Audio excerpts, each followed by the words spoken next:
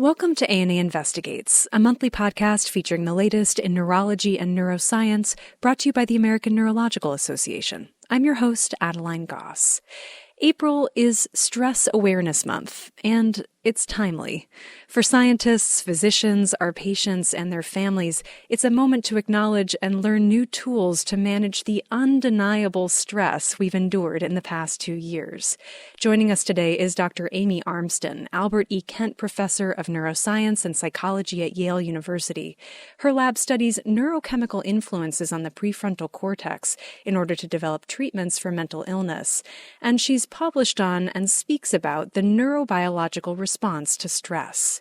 Dr. Arnsten is interviewed by A&A producer and neurologist Amanda Jagolino-Cole of the McGovern Medical School at the University of Texas Health Science Center in Houston. They'll talk about the neurobiology of stress and tools we can all use to guard against burnout. Here's Dr. Jagolino-Cole. Welcome, Dr. Arnsten, and thank you for joining us during Stress Awareness Month to speak about stress and the brain. Thank you so much for having me. Can you tell us about your lab studies? Sure.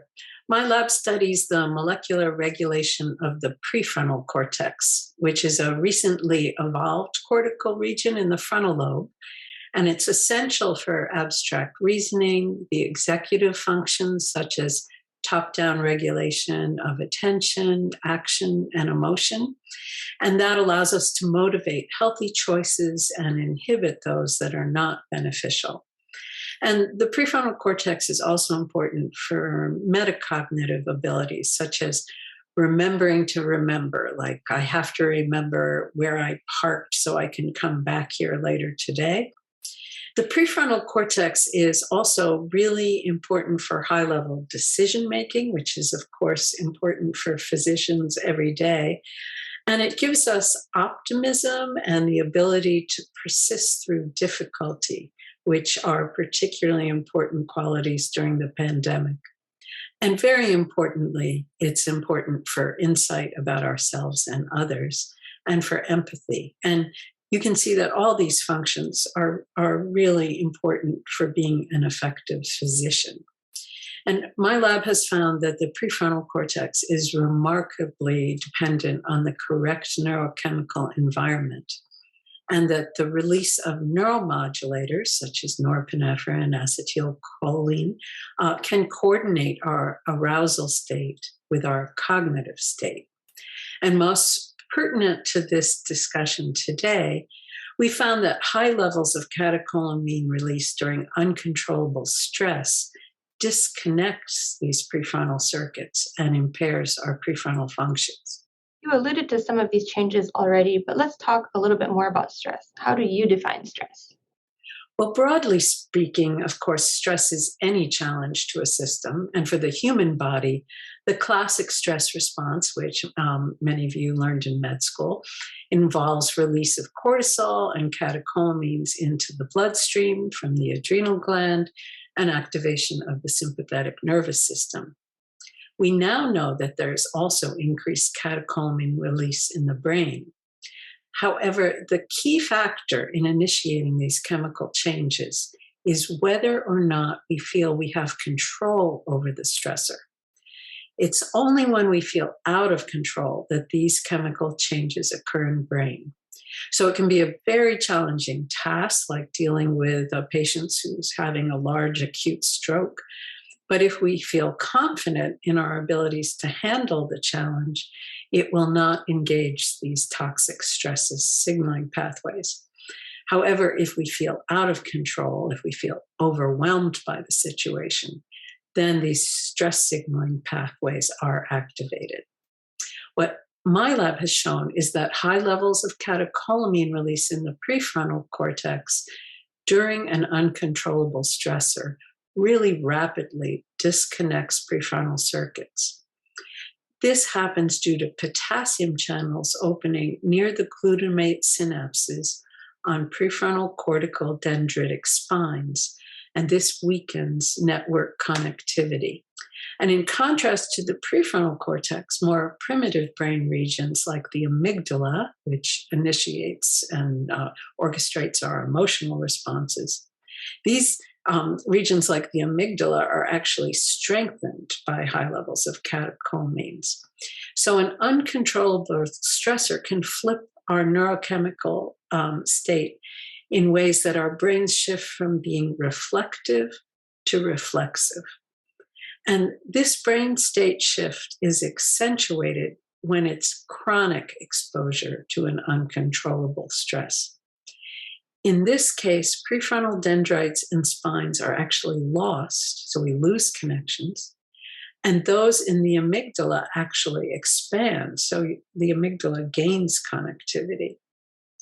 Although this has been studied in detail in animals, you can see the same thing in human subjects with burnout, where structural MRI shows thinning of the prefrontal gray matter that actually correlates with the reduced ability to regulate negative emotions, as well as enlargement of the amygdala, similar to what's seen in animals. And functional imaging studies of human brains with people with stress or burnout show reduced prefrontal functional connectivity and the need to overactivate the prefrontal in order to accomplish a task. And these brain changes are related to what's called perceived stress. In other words, how much the subject perceives the stressor as stressful, whether the subject feels out of control. So, Dr. Arnsten, this may explain why some of us who respond to code strokes or manage brain trauma patients in the intensive care unit are not stressed out by these situations, whereas someone new to these type of patients would be stressed out. Exactly. And conversely, someone highly trained in dealing with strokes, if you're being brought to the emergency department to help out during COVID, and you're now having to deal with situations where you haven't had years of training, and add on top of that all the extra hours of service, that may leave you feeling overwhelmed and initiate these stress pathways. You mentioned the term burnout earlier. How do you define burnout? And can you elaborate on how this pertains to physicians? Yes, burnout is defined as an occupational syndrome. So different from personal experience in our lives, it's actually caused by our occupational stress. And it's associated with emotional and cognitive changes, including emotional exhaustion, depersonalization or cynicism, and diminished feelings of personal efficacy, so feeling effective, that results from this chronic occupational stress. I should point out it's recognized by the World Health Organization as an occupational syndrome, and there are physiological consequences such as the increased risk of hypertension, cardiovascular disease, and even depression and suicide. And I want to emphasize it's caused by overwhelming occupational demands, not by personal weakness. And of course, burnout can afflict many occupations, but studies have shown that it's particularly vulnerable for physicians, even before COVID. For example, physicians have steadily lost control over their time and practice due to the time needed for electronic records and due to increasing insurance company mandates and loss of physician control over medical choices. But of course, burnout has now become an urgent issue after more than 2 years of a global pandemic, and especially as physicians themselves have died or retired and left even more work for their already overburdened colleagues. So this is why it is such an urgent subject of discussion right now. So really, some of the symptoms that we attribute to burnout, such as inattention, disengagement, anxiety, depression, even loss of connection to our patients and our profession, have a neurochemical basis then. Exactly. Almost all of these involve impaired functioning of the prefrontal cortex. And that's why it's important to recognize that there is a neurobiological basis to these changes. So are these brain changes reversible? Well, studies of animals exposed to chronic stress have shown that the loss of prefrontal dendrites and spines can be reversed with time if you have sufficient time spent under non-stress conditions, and at least in young adult rodents. I hate to say it, but the aged rodents didn't show much plasticity, but I like to think that's just because they didn't wait long enough. But the human imaging studies show that gray matter thinning can be at least partially reversed when the stress is over, or when people are given, for example, cognitive therapies to help deal with the remaining constant stress of their profession. It does seem that hospitals and neurology training programs are focusing a lot of energy, time, and resources on wellness and wellness education. How can we effectively address wellness without causing more stress? Well, wellness to me is a state in which we are challenged within our capacities to have a meaningful, productive life. And as burnout is an occupational disorder, the major changes needed to alleviate burnout are often needed to be within the profession itself at a large scale, whereby hospitals and insurance companies revise paradigms to provide physicians with the control they need to deal with patient health most effectively. And there are physicians such as Tate Shanafelt at Stanford who are working to improve the occupational paradigm in order to help reduce burnout. So, for example, working with hospital systems to try to change structure to optimize this. And these efforts are even more important now given the extreme stressors brought to medicine by COVID. How might understanding the neurophysiology of burnout help to reduce these biological changes that occur during burnout? I think the most important lesson from the neuroscience is to realize that stress-induced impairments are not due to our own weakness, which just makes us feel even more out of control, but rather to a natural biological response. I think this gives us perspective, which in itself can help to restore some sense of control.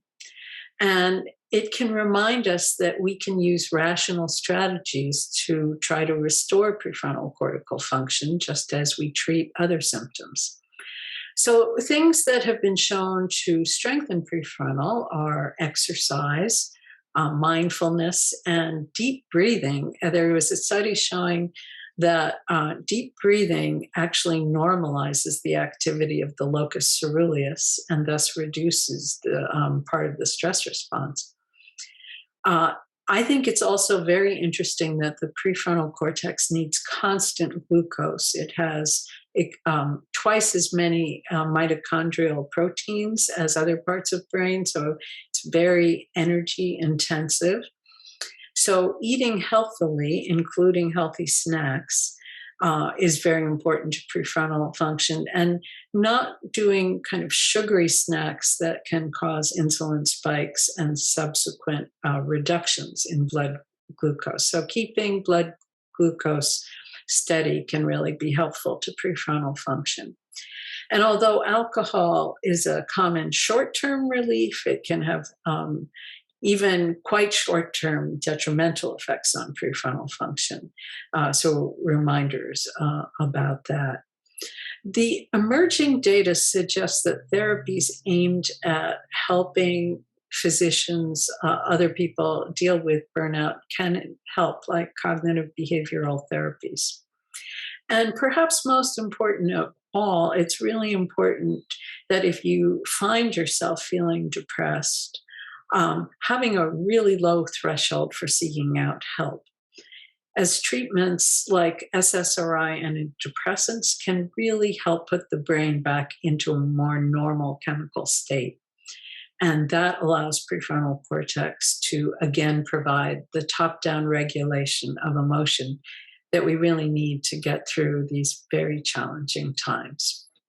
This has been fascinating, hearing this unique perspective on burnout, stress, and wellness. For clinicians like me, how can we find resources to learn more about this? I'm so glad you asked.